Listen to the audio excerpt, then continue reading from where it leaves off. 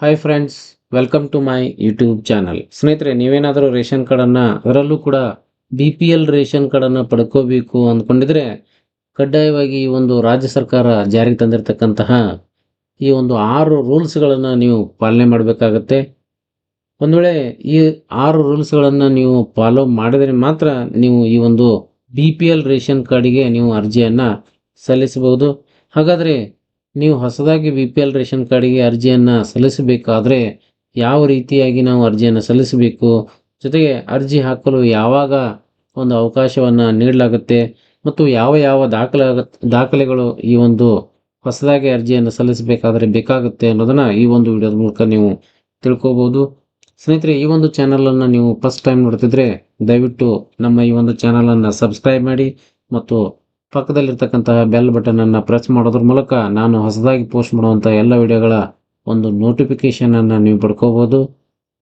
ಸ್ನೇಹಿತರೆ, ಇಂದಿನ ದಿನದಲ್ಲಿ ರೇಷನ್ ಕಾರ್ಡ್ ಇರುವುದು ಒಂದು ತುಂಬ ಮಹತ್ವವಾದಂಥ ಒಂದು ದಾಖಲೆಯಾಗಿದೆ. ಅದರಲ್ಲಿ ಕೂಡ ಅತಿ ಹೆಚ್ಚು ಪ್ರಾಮುಖ್ಯತೆಯನ್ನು ಹೊಂದಿರುವುದು BPL ರೇಷನ್ ಕಾರ್ಡು. ಈ ಒಂದು BPL ರೇಷನ್ ಕಾರ್ಡ್ ನಿಮ್ಮ ಹತ್ರ ಇದ್ದರೆ ನೀವು ರಾಜ್ಯ ಸರ್ಕಾರ ಹಾಗೂ ಕೇಂದ್ರ ಸರ್ಕಾರದ ಕಡೆಯಿಂದ ಬರುವಂಥ ಯೋಜನೆಗಳಿಂದ ಪ್ರತಿ ತಿಂಗಳು ಸಾಕಷ್ಟು ನೀವು ಹಣವನ್ನು, ಅದರಲ್ಲೂ ಕೂಡ 5,000 ರೂಪಾಯಿಂದ 6,000 ರೂಪಾಯಿವರೆಗೆ ನೀವು ಹಣವನ್ನು BPL ರೇಷನ್ ಕಾರ್ಡ್ ಮೂಲಕ ಪಡ್ಕೋಬೋದು. ಸ್ನೇಹಿತರೆ, ನಿಮ್ಮ ಹತ್ತಿರ BPL ರೇಷನ್ ಕಾರ್ಡ್ ಇದ್ದರೆ ನೀವು ಆರೋಗ್ಯಕ್ಕೆ ಸಂಬಂಧಿಸಿದಂತಹ ಚಿಕಿತ್ಸೆಯನ್ನು ಪಡೆಯಲು ಕೂಡ ವಿನಾಯಿತಿ ದರದಲ್ಲಿ ನೀವು ಈ ಒಂದು ರೇಷನ್ ಕಾರ್ಡ್ ಇದ್ದರೆ ಸಾಕು, ನೀವು ಈ ಒಂದು ಫೆಸಿಲಿಟಿಯನ್ನು ನೀವು ಪಡ್ಕೋಬಹುದು. ಹಾಗಾಗಿ ತುಂಬ ಜನರು ಕೂಡ ಅಕ್ರಮವಾಗಿ ಅಥವಾ ಸುಳ್ಳು ದಾಖಲಾತಿಗಳನ್ನು ನೀಡಿ BPL ರೇಷನ್ ಕಾರ್ಡನ್ನು ಪಡೆದುಕೊಳ್ಳುತ್ತಿದ್ದು ಮತ್ತು BPL ರೇಷನ್ ಕಾರ್ಡ್ ಮಾಡಿಸಲು ಜನ ಕೂಡ ಸಾಕಷ್ಟು ಮುಗಿಬೀಳುತ್ತಿದ್ದಾರೆ. ಇದನ್ನು ಕಂಡ ಸರ್ಕಾರ BPL ರೇಷನ್ ಕಾರ್ಡ್ ಮಾಡಿಸಲು ಕೆಲವೊಂದಿಷ್ಟು ಷರತ್ತುಗಳನ್ನು ನೀಡ್ತಾ ಇದೆ. ಸ್ನೇಹಿತರೆ, ತುಂಬ ಜನರು ಈಗಾಗಲೇ ಶ್ರೀಮಂತರಿರುವಂಥವರು ಹಾಗೂ ಅವರ ವಾರ್ಷಿಕ ಆದಾಯ ಜಾಸ್ತಿ ಇರುವಂಥವ್ರು ಕೂಡ ಈ ಒಂದು BPL ರೇಷನ್ ಕಾರ್ಡನ್ನು ಸುಳ್ಳು ಮಾಹಿತಿಯನ್ನು ನೀಡೋದ್ರ ಮೂಲಕ 1 ಕೋಟಿಗಿಂತ ಹೆಚ್ಚು BPL ರೇಷನ್ ಕಾರ್ಡ್ಗಳನ್ನು ಅವರು ಮಾಡಿಸ್ಕೊಂಡಿದ್ದಾರೆ. ಅದರಲ್ಲೂ ಕೂಡ ಸುಮಾರು 35 ಲಕ್ಷಕ್ಕಿಂತ ಹೆಚ್ಚಿನ ರೇಷನ್ ಕಾರ್ಡ್ಗಳನ್ನು ಈಗಾಗಲೇ ರದ್ದು ಮಾಡ್ತಾ ಇದೆ. ಯಾಕಂತಂದರೆ ಸುಳ್ಳು ದಾಖಲೆಗಳನ್ನು ನೀಡೋದ್ರ ಮೂಲಕ ಈ ಒಂದು ರೇಷನ್ ಕಾರ್ಡ್ಗಳನ್ನು ಅವರು ಮಾಡಿಸ್ಕೊಂಡಿದ್ದಾರೆ. ಸುಮಾರು 35 ಲಕ್ಷ ರೇಷನ್ ಕಾರ್ಡ್ಗಳು ಸುಳ್ಳು ದಾಖಲಾತಿಗಳನ್ನು ನೀಡಿ ಮತ್ತು ಅಕ್ರಮವಾಗಿ BPL ರೇಷನ್ ಕಾರ್ಡ್ಗಳನ್ನು ಮಾಡಿಸಿಕೊಂಡಿದ್ದಾರೆ. ಅಂಥವರ ರೇಷನ್ ಕಾರ್ಡ್ಗಳನ್ನು ಗುರುತಿಸಿ ಪ್ರತಿ ತಿಂಗಳು ಈ ಒಂದು ರೇಷನ್ ಕಾರ್ಡ್ಗಳನ್ನು ರದ್ದು ಮಾಡ್ತಾ ಇದೆ, ಅಂದರೆ ಕ್ಯಾನ್ಸಲ್ ಮಾಡ್ತಾ ಇದೆ. ಸ್ನೇಹಿತರೆ, ತುಂಬ ಜನರು ಸರ್ಕಾರಕ್ಕೆ ಸುಳ್ಳು ದಾಖಲಾತಿಗಳನ್ನು ನೀಡಿ BPL ರೇಷನ್ ಕಾರ್ಡನ್ನು ಪಡೆದುಕೊಂಡಿದ್ದಾರೆ.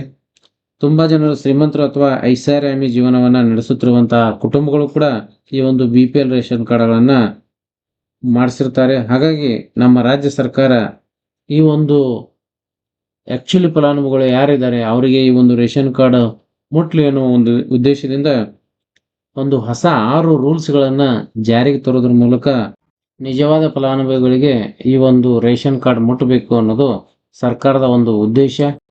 ಹಾಗಾದರೆ ಸ್ನೇಹಿತರೆ, ಆ 6 ರೂಲ್ಸ್ಗಳು ಯಾವುವು ಅನ್ನೋದನ್ನು ನಾವು ನೋಡ್ತಾ ಹೋಗೋಣ. ಸ್ನೇಹಿತರೆ, ಮೊದಲನೇ ಒಂದು ರೂಲ್ಸು, BPL ರೇಷನ್ ಕಾರ್ಡ್ ಹೊಂದಿರಬೇಕಾದ್ರೆ ಕಡ್ಡಾಯವಾಗಿ ನಿಮ್ಮ ಹತ್ತಿರ 3 ಹೆಕ್ಟೇರ್ಗಿಂತ ಕಡಿಮೆ ಭೂಮಿಯನ್ನು ಹೊಂದಿರಬೇಕಾಗತ್ತೆ. ಅಂದರೆ ನೀವು ರೇಷನ್ ಕಾರ್ಡನ್ನು BPL ರೇಷನ್ ಕಾರ್ಡನ್ನು ಮಾಡಿಸ್ಬೇಕಾದ್ರೆ 3 ಹೆಕ್ಟೇರ್ಗಿಂತ ಕಡಿಮೆ ಭೂಮಿ ನಿಮ್ಮಲ್ಲಿದ್ದರೆ ಮಾತ್ರ ನೀವು ಈ ಒಂದು BPL ರೇಷನ್ ಕಾರ್ಡಿಗೆ ಅರ್ಜಿಯನ್ನು ಸಲ್ಲಿಸಬಹುದು.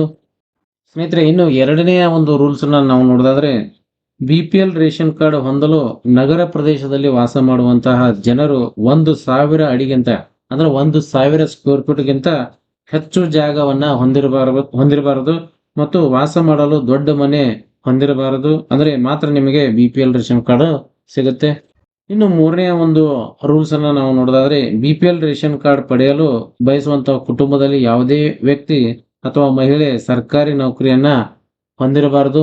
ಅಲ್ಲದೆ ನಾಲ್ಕನೇ ಒಂದು ನಾವು ರೂಲ್ಸನ್ನು ನೋಡೋದಾದರೆ, BPL ರೇಷನ್ ಕಾರ್ಡ್ ಪಡೆಯಲು ಯಾವುದೇ ರೀತಿ ಆದಾಯ ತೆರಿಗೆಯನ್ನು ಕಟ್ಟಬಾರದು. ಅಂದರೆ ಈಗಾಗಲೇ ನೀವು ಆದಾಯ ತೆರಿಗೆಯನ್ನು ಕಟ್ತಿದ್ರೆ ಅಂಥವರಿಗೆ BPL ರೇಷನ್ ಕಾರ್ಡು ಸಿಗುವುದಿಲ್ಲ.